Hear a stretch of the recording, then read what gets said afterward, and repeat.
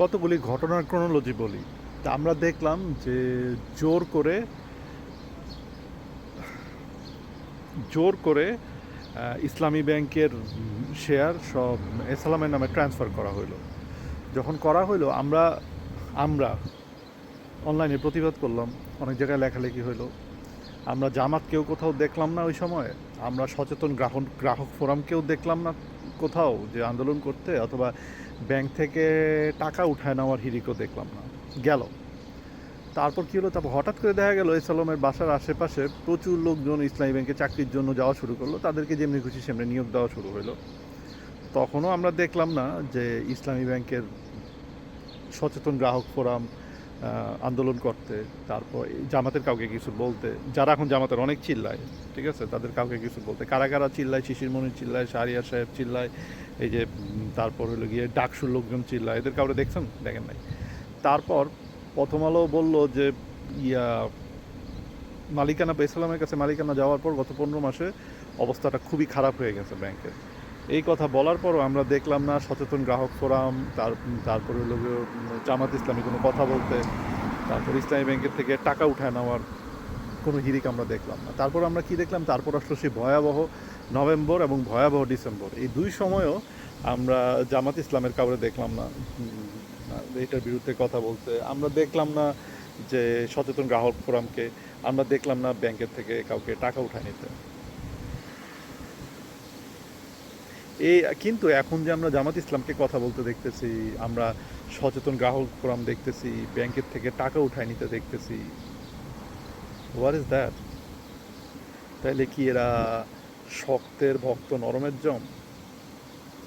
মানে এদেরকে পিটাইলে, এদেরকে মারলে এরা চুপ থাকে? বিচি বলে কোনো কিছু অবশিষ্ট নাই?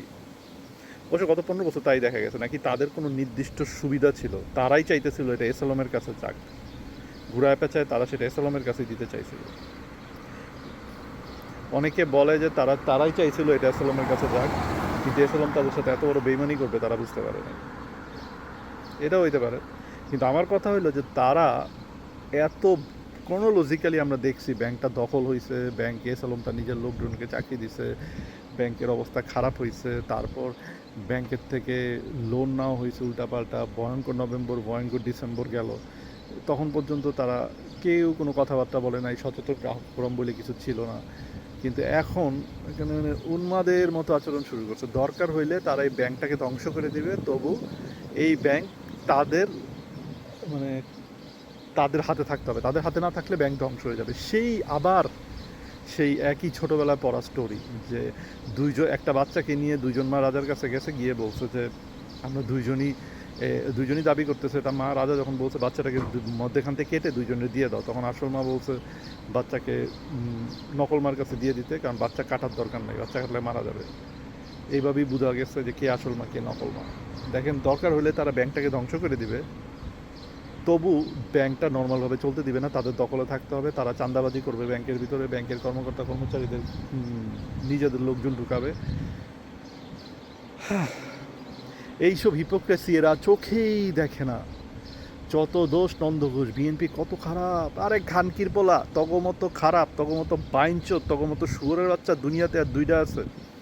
তোরা 71 সালে কি করছস আমরা দেখি নাই?